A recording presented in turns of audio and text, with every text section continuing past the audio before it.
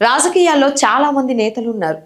కానీ కొందరి గలం వినిపిస్తేనే సభ మొత్తం ఒక్కసారిగా నిశ్శబ్దం అవుతుంది. కొంతమంది నాయకులు మాటలు మాట్లాడతారు. కానీ కొంతమంది నాయకులు మాటలతోనే రాజకీయాల్లో అగ్గిపెట్టేస్తుంటారు. అలాంటి నాయకుడి పేరు బండి సంజయ్ కుమార్.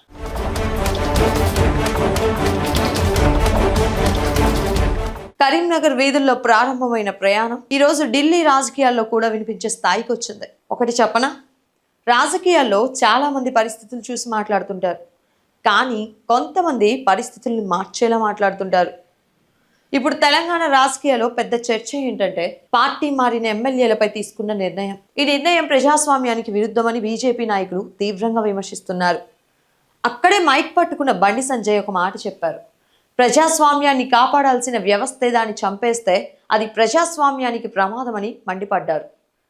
అక్కడి నుంచి రాజకీయ వేడి మరింత పెరిగింది. ఒక సినిమా డైలాగ్ గుర్తొస్తుంది. పోరాటం మొదలైతే ముగింపు ఎవరి చేతిలో ఉంటుందో ఎవరూ చెప్పలేరు. ఇప్పుడు తెలంగాణ రాజకీయాల్లో మరోసారి సమీకరణాలు మారుతున్నాయి.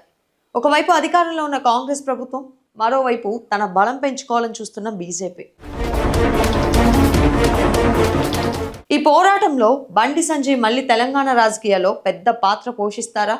అది రాబోయే రోజులే చెప్పాలి. కానీ ఒక విషయం మాత్రం ఖాయం, ఫైర్ బ్రాండ్ నాయకులు నిశ్శబ్దంగా ఉన్న రాజకీయాల్లో ఎప్పుడైనా అగ్గిరాజేస్తుంటారు.